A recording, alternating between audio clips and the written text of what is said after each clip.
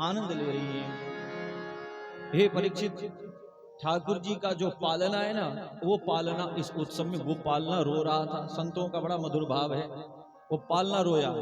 क्यों रोया गुरुदेव? बोले पालना इसलिए रो रहा है, अभी तो आप पालना बिहारी हैं। जब आप वृंदावन बिहारी बन जाएंगे, घूमेंगे बाहर, हमें तो पालना हमें तो छोड़ देंगे और हमें किसी स्टोर में धर देंगे लोग, तो फिर हमारा तो जीवन तो व्यर्थ हो जाएगा महाराज। ठाकुर जी बोले चिंता मत करो, तुम्हारी व्यवस्था हम करते हैं। तो ठाकुर जी बोले तुम पालना जो हो, तुम्हारे एक एक अंग को, हिस्से को मैं आगे तुम्हारी सेवा लूंगा। तुम पालना से हिंडोला बनोगे और मैं पालना बिहारी से हिंडोला बिहारी बनूंगा। हिंडोला और पालने में थोड़ा फर्क है। जो झूला होता है जिस पर चारों तरफ लकड़ियां लगी होती है और दो रस्सी लगा करके झूला बनता है, उसको हिंडोला बोलते हैं। तो वो हिंडोला बन करके एक एक टुकड़े से अलग अलग जगह हिंडोला, भगवान रासोली बिहारी हिंडोला बिहारी बने। और श्री गहवर बन बिहारी, आप लोगों ने गहवर बन सुना होगा, वृंदावन से बाहर गहवर बन है, जहां महापुरुष जन गुप्त रूप से वहां साधना में लीन है। तो गहवर बन हिंडोला बिहारी, रासोली बिहारी और श्री कुंड बिहारी, श्री संकेत बन बिहारी और श्री वृंदावन में भी एक हिंडोला श्री जी का है। तो वृंदावन में हिंडोला, वृंदावन बिहारी, हिंडोला बिहारी बन करके मैं तुम्हें आनंदित कर दूंगा। बोलिए हिंडोला बिहारी सरकार की जय। इस प्रकार एक एक जड़ भी चैतन्य हो गया है। भगवान श्री कृष्ण चैतन्य है, तो उनके स्पर्श से पालना भी चैतन्य बन गया। और हे परीक्षित, लाला का रूप देख देख करके गोपियों के नेत्रों से आंसू बहते हैं। श्री रोहिणी मैया, यशोदा मैया के नेत्रों से भी आंसू बहते रहते हैं। गोपियों के नेत्रों से आंसू बहने लगे, तो उसको देख देख के जो आंसू गिरे, उससे एक एक कुंड प्रकट हो गए। वृंदावन में सूरज कुंड है, सूरज कुंड, विमल कुंड, चंद्र सरोवर, रूप सरोवर, मान सरोवर, प्रेम सरोवर, नारायण सरोवर, नयन सरोवर। इस प्रकार भगवान अलग अलग रूप में, सरोवर के रूप में भी भगवान की ब्रज भूमि सुंदर सौंदर्य को प्राप्त हो रही है। वृंदावन में गोपेश्वर, 4 महादेव की स्थापना ठाकुर जी ने महादेव को बुला बुला के चारों तरफ, चारों दिशाओं की रक्षा करने के लिए भूतेश्वर, चक्रेश्वर, जिसको अभी चक्लेश्वर महादेव बोलते हैं, वैसे अपभ्रंश होके चक्रेश्वर, चक्रेश्वर चक्रधारी के श्री ठाकुर जी हैं। गोपेश्वर और कामेश्वर, काम मन में कामेश्वर, ये 4 शिव स्थापित किए। शिवलिंग की स्थापना क्यों? भोले बाबा की स्थापना इसलिए क्योंकि ब्रज भूमि के अंदर भी काम क्रोध आदि में, व्यभिचार में फंसे हुए लोग हैं, जो ऐसे भी हैं जो भगवान का भजन नहीं करते, जो कुकर्म करते हैं, पर ब्रजवासी हो चुके हैं। उनका क्या होगा? इन चारों जगह से भगवान उनको शोषित करके शिवलिंग में प्रवेश करा के उनकी आत्माओं को कैलाश ले जाके वहां राम नाम, राम कथा सुना करके, पवित्र करके फिर ब्रज भूमि में उनका जन्म कराते हैं। तो इस प्रकार 4 महादेव की स्थापना कर दी। और जो गोपियां नाचती थी ना, तो गोपियों के नाचने से उनके शरीर से शक्तियां प्रकट हो गई। कात्यायनी देवी, शीतला देवी, सरस्वती देवी, दधिहारिणी देवी, वृंदा देवी, वन देवी, विमला देवी, नरी देवी, मथुरा देवी, जो मथुरा की अधिष्ठात्री देवी हुई, ऐसी देवियां उत्सव के आनंद से प्रकट हो गई। ये सारी देवियां प्रकट हो गई। साक्षात लक्ष्मी जी आई थी, पर ठाकुर जी ने लक्ष्मी जी को वृंदावन में वास नहीं दिया। आज भी वृंदावन से यमुना के उस पार महालक्ष्मी जी का बेलवन में निवास है, क्योंकि वृंदावन में वैभव का कोई काम नहीं, लक्ष्मी वहां वृंदावन से बाहर रखी गई है। इस प्रकार हे परीक्षित, बैठे बैठे आप लोगों ने भी ब्रज 84 के दर्शन कर लिए हैं। ये ब्रज 84 मानसी आप लोगों की श्रवण विधि से भी हो गई है। ऐसे वृंदावन की शोभा हो रही है। ये श्री किशोरी जी के आने से वृंदावन की शोभा हो रही है। वृंदावन धाम चैतन्य भूमि जाकर के पहले भूमि को, रज को प्रणाम करें, अपने गुरु स्थान को प्रणाम करें और सीधे अपने इष्ट देव जो आप जहाँ से जुड़े हुए हैं उन इष्ट देव के पास जाना चाहिए, तब जाकर के और कहीं हमें जाना चाहिए। और अगर हमारे पास समय होता है तो हम लोग इन जगहों में से एक जगह जरूर जाएं 84 कोस में। एक एक करते करते 5-7 साल में 84 भी हो जाती है अगर अलग अलग समय में किया जाए। इस प्रकार सुंदर उत्सव बन रहा था। सूर्य भगवान रथ समेत रुक गए, उत्सव देखते ही रह गए। ऐसा सुंदर उत्सव बना। नंद बाबा को अचानक ध्यान आया कि हम हर वर्ष कंस को कर देते हैं, अब समय आ गया। उसने माखन मिश्री दूध दही पर भी वार्षिक इनकम टैक्स लगा रखा। ओहो, कंस बड़ा दुष्ट है, वो कहीं उत्पात न मचाएं, इसलिए ग्वाल वालों को गोकुल की रक्षा करने का भार सौंप करके नंद बाबा गए। और कंस को तो बड़ा सुंदर सोने की थाली में 6-6 हीरों का कर जब दिया तो कंस बड़ा हैरान हो गया। अरे बाबा, इतना महंगो कर आज तक आपने कबू ना दियो। एक काय की खुशी में नंद बाबा बोले, अरे महाराज कंस जी, आपके आशीर्वाद से या बुढ़ापे में घर में 2-2 लाला भय, एक रोहिणी मैया के दाऊ भैया जन्म हो गए, और इस बुढ़ापे में 2-2 लालाओं के जन्म हो गए, इसलिए वाई की खुशी में ये मैं भेंट दे रहा हूं।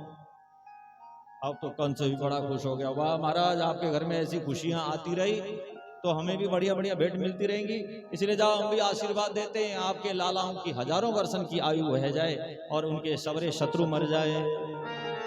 बताओ, कंस भी भगवान को आशीर्वाद दे रहा है।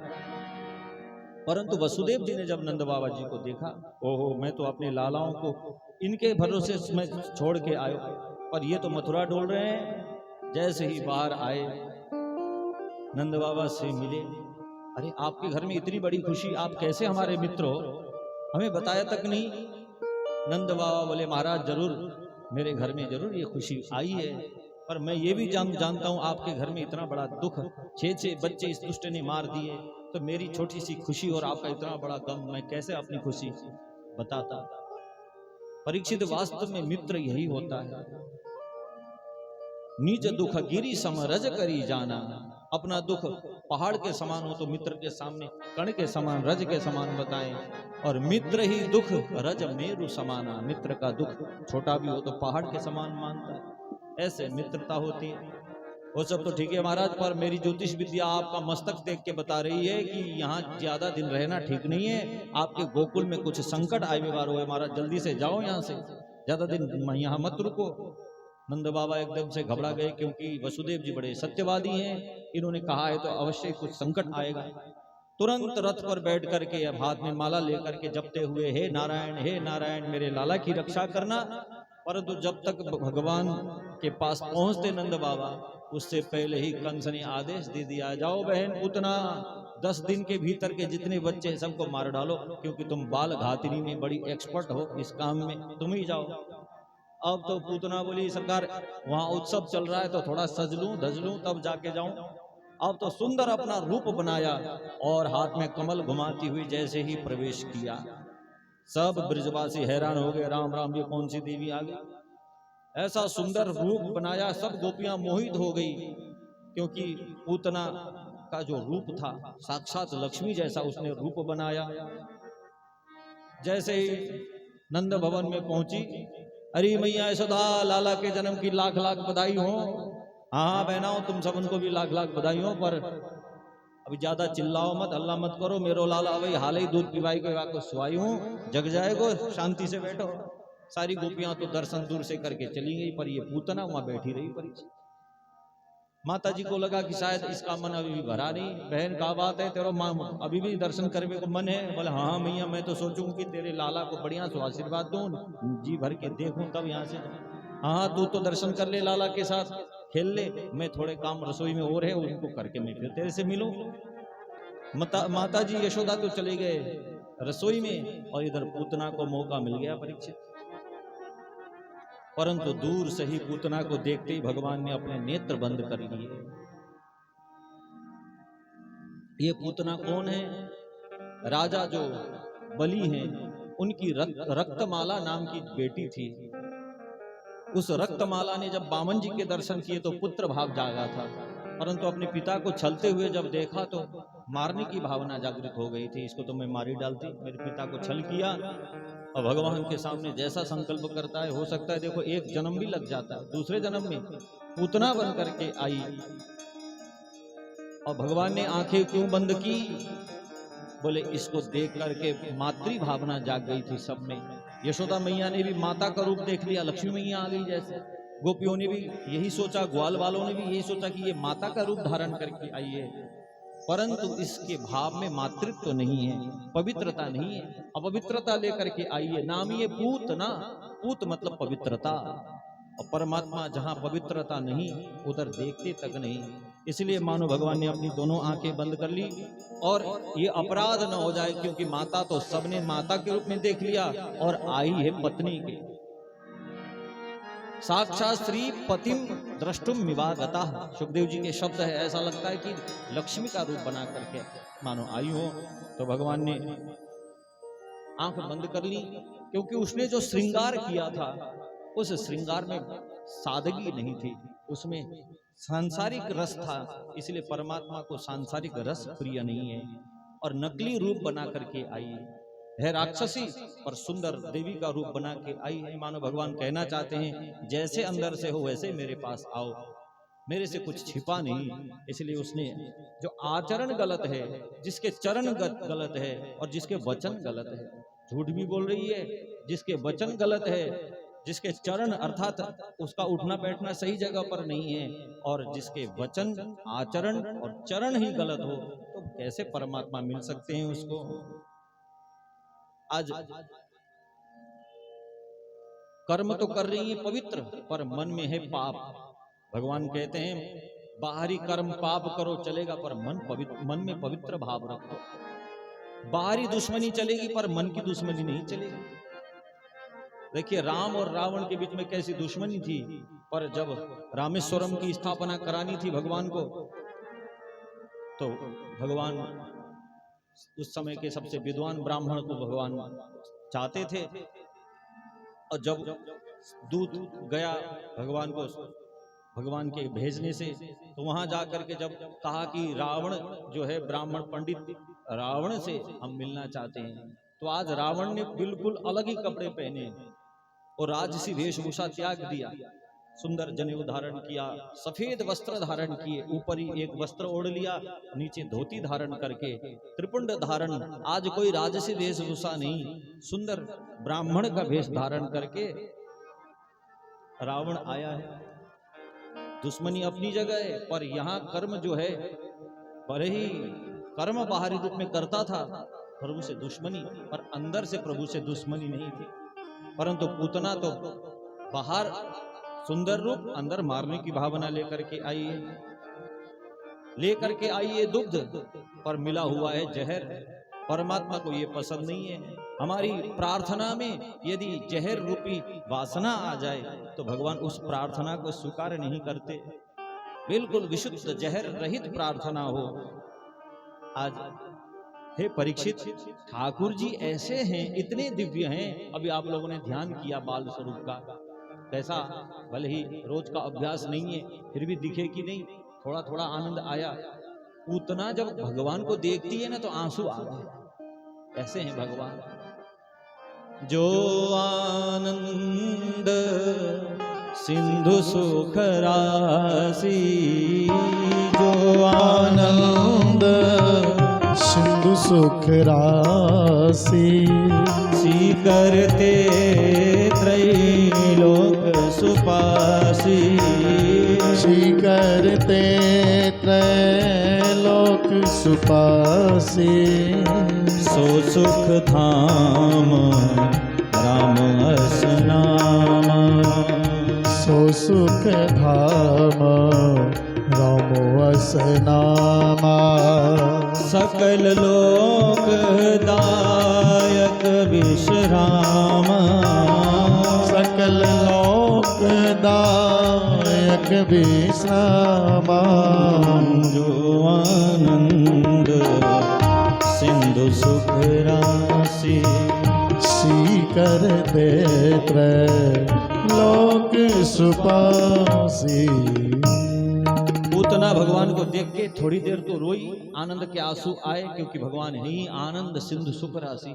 पर ये प्रेम स्थायी होता तो हमेशा के लिए प्रभु के विरह के आंसू आते, पर ये स्थायी प्रेम नहीं था। फिर दोबारा वही अस्थाई वो दुश्मनी हृदय में से जागी, और अस्थाई प्रेम ऐसा ही होता है जब भगवान के नजदीक जाते हैं, भगवान के पास जाते हैं, भगवान की लीला कथा में, तो वो प्रेम जागता तो है, पर इसी अभ्यास को थोड़ा थोड़ा चिंतन करेंगे तो स्थायी भी बना सकते हैं। ये नहीं कि हम एकदम से बिल्कुल शुद्ध बन के भजन में लग जाएंगे, क्योंकि ये हमारा जो शरीर बना है माता पिता का, जिस मटेरियल से हमारा दिया हुआ माता का बना है, पिता का, तो यहाँ काम क्रोध लोभ मोह अहंकार इन मटेरियल से बना हुआ हमारा तन है, तो वो असर तो होगा। अब बर्फ के पास बैठेंगे तो ठंडक मिलेगी, अग्नि के पास बैठेंगे तो गर्मी। तो ऐसे ही वो माता, हमारा शरीर ही इन्हीं विकारों से बना हुआ है, परंतु इन विकारों को ऐसे ही धीरे धीरे धीरे धीरे, पूतना जैसे भी वो भगवान के नजदीक गई तो सही, भगवान के पास जाते ही भगवान ने कर दी कृपा। और हमारे श्याम सुंदर तो है ही ऐसे, हृदय से लगा करके जैसे ही स्तनपान कराना प्रारंभ कर दिया, भगवान ने जहर सहित दूध एक झटके में पान किया, दूसरे झटके में प्राणों को जब खींचने लगे, छाती के बीचों बीच भयंकर वेदना दर्द हो उठी, सो दो जोर जोर से चिल्लाने लगी, सा मुंच मुंचलम इति प्रभासिणी गाढ़कराभ्याम भगवान प्रपीड्यत। हे परीक्षित, लेकर के उड़ी आकाश की ओर, सारे ग्वाल बाल चिल्लाए, अरे कहां से पूतना आ गई, कन्हैया को लेके भाग गई, परंतु हाय हाय कहती हुई चिल्लाने लगी। पहले तो भगवान ने उसके जहर को, दूध को, प्राण को, एक एक चीज निकाल निकाल के भगवान अलग कर रहे हैं, मानो हमारे अंदर जो पूतना रूपी हम हैं, हमारे अंदर का प्रमाद, आलस्य आदि तृष्णा, इच्छाएं, ये सब भगवान पान कर रहे हैं। बस भगवान के एक बार नजदीक जाने की जरूरत है, भगवान अपने आप इन सब चीजों को खींच लेते हैं।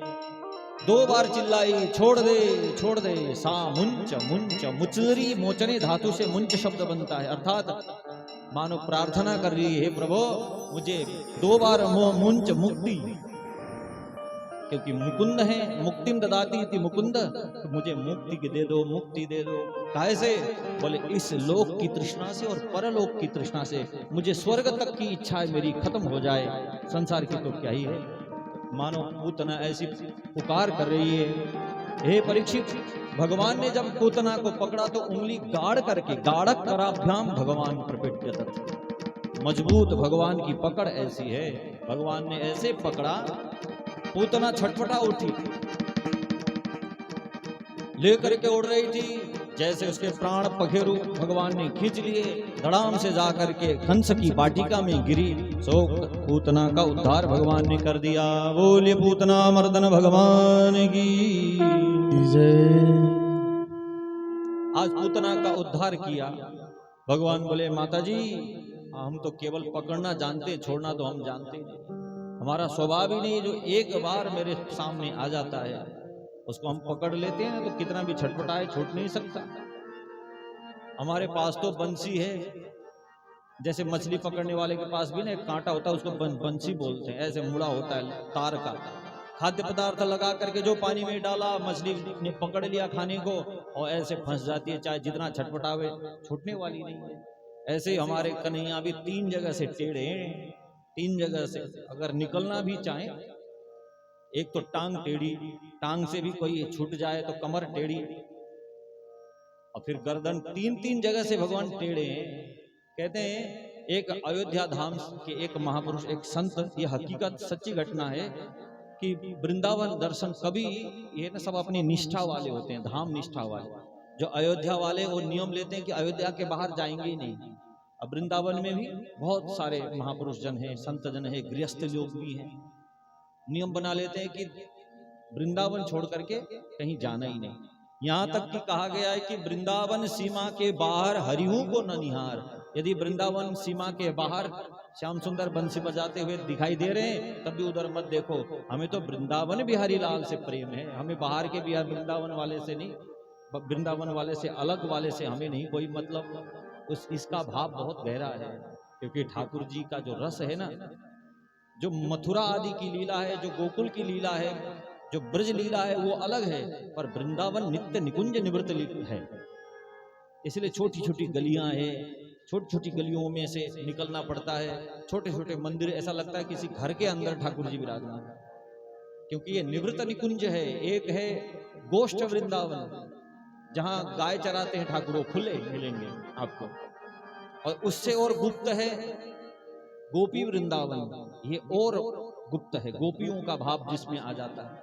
कल सुनेंगे रास, तो गोपी वृंदावन वो और दुर्लभ है।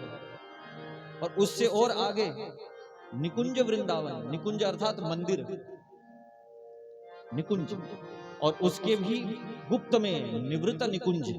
निवृत्त मतलब जो सांसारिक से निवृत्ति हो चुके हैं, जो नित्य है, वो बिहारी जी कहीं नहीं जाते वृंदावन छोड़ करके।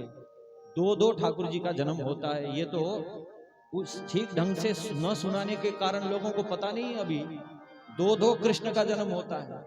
एक देवकी के गर्भ से जन्म लेते हैं ठाकुर जी, 4 हाथ वाले, परंतु 4 हाथ वाले को लेकर के जैसे ही गए वसुदेव जी टोकरी में रख करके, तो नंद भवन में भी एक कन्या और एक लाला का जन्म हुआ है।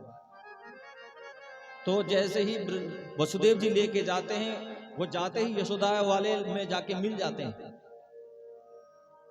जो यशोदा की गोद में पड़े हुए हैं वो यशोदा नंदन है।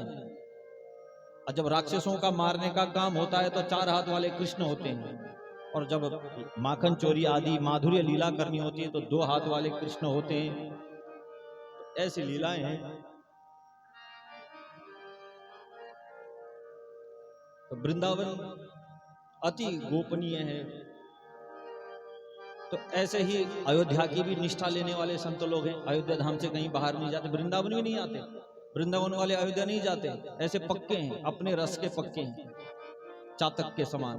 तो उनको जबरदस्ती कोई खींच करके ले आए वृंदावन, चलो महाराज, अरे राम जी ही कम से कम देख लीजिए मुरली वाले कैसे लगते हैं, वृंदावन की लीला है, वहां पर भी चलो। तो जबरदस्ती लेके आए, और वो संत जैसे वृंदावन आए, आते ही श्री बांके बिहारी जी के मंदिर में। वृंदावन रहने से बहुत अच्छी अच्छी चीजों का आनंद मिलता है। हमारे श्री बांके बिहारी जी ब्रज के राजा कहे गए हैं। वहां पॉलिटिकल मीटिंग में भी जयकारा लगाते हैं। हमने सुना वहां यमुना के किनारे पॉलिटिकल मीटिंग हो रही है, और कहते हैं कि श्री बांके बिहारी जी जो ब्रज के ठाकुर हैं, ब्रजराज हैं, जो ब्रज के राजा हैं, उनको हम प्रणाम करें। वृंदावन में रहने से ऐसी ऐसी बातें पता लगती है जो शास्त्र पढ़ के पता नहीं लगता। और तो और वहां तो कूड़ा लेने के लिए सुबह सुबह गाड़ी आती है ना, अरे कूड़ा घर के बाहर ले आइए, आई नगर निगम की गाड़ी, आई नगर निगम की गाड़ी। वो भी भजन की शैली में कूड़ा मांगते हैं। बताओ, वृंदावन का ये आनंद है। वृंदावन में कोई भगवान मानने वाला नहीं है ठाकुर जी को, हमारो लाला, हमारो कन्हैया, ऐसे करते तू कह करके। कितना प्रेम है। हमारा कहना, आप कहना तो थोड़ा दूर हो जाता है, तो आप होता है, आप से तुम से फिर तू हो जाए। माता पिता अपने बच्चों को तू कह करके बुला, शास्त्र में वर्णन है, अपने बच्चों को तू कह के बुला सकते हैं, तो अपना प्यारा हृदय का टुकड़ा होता है। तो अब वो आए और बिहारी जी के जैसे दर्शन किए, देखते रह गए एक टक्की लगा के। महात्मा बोले, अरे महाराज खसको पीछे थोड़ा चलें। एक टक्की लगा के, चलो चलो अयोध्या चलना नहीं, दर्शन तो कर लिए। मैं कौन हूं, कहां हूं, सब भूल गए। नजरों में तावे दीद कुछ बाकी नहीं रहा, नजरों में तावे दीद अब बाकी नहीं रहा, नजरों में तावे दीद अब बाकी नहीं रहा। क्यों आए किससे, किस किस से, किससे नजर मिलाऊं, तुम्हें देखने के बाद किससे नजर मिलाऊं, तुम्हें देखने के बाद किससे नजर मिलाऊं, तुम्हें देखने के बाद। किस किस को सर झुकावो, प्यारे। किस किस को सर झुकावो, तुम्हें देखने के बाद किससे नजर मिलावो, तुम्हें देखने के बाद।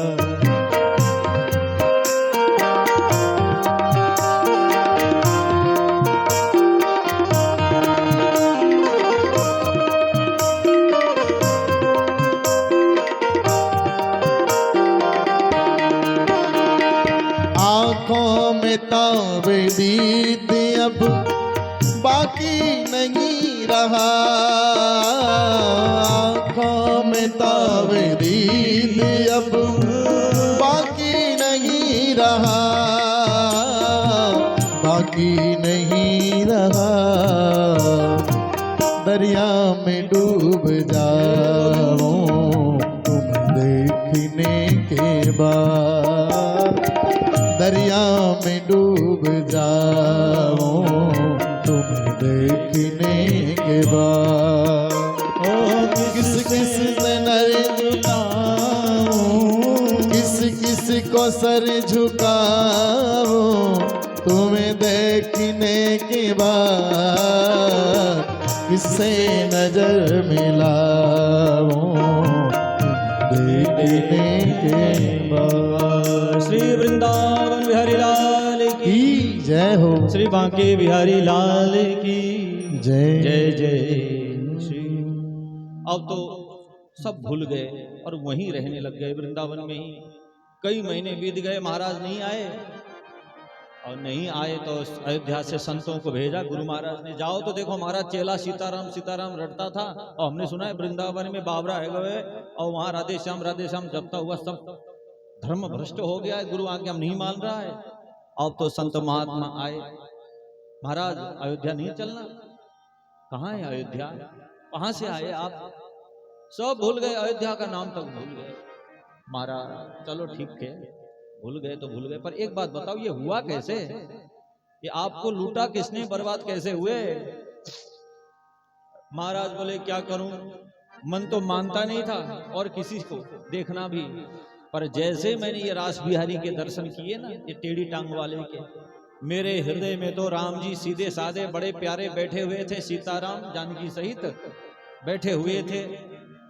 और जैसे ही सीताराम बैठे हुए थे, धीरे से ये आ गए हृदय में, जैसे मैंने इनको देखा, इनके दर्शन किया, और राम जी विराजमान थे। इतने में इन्होंने कहा महाराज थोड़ा सा खिसको तो सही, भक्तराज हमें भी भगत जी याद कर रहे हैं, हम भी बैठे इनके सिंहासन पर हृदय में। राम जी बोले ना ना ये तो हमारा आसन है, और राम जी से बोले अरे नहीं थोड़ा खिसको, कम से कम पैर तो रख लूं मैं। अब अपनी टेढ़ी टांग इन्होंने फंसा दी, और महाराज टेढ़ी टांग क्या फंसा दी, अब तो और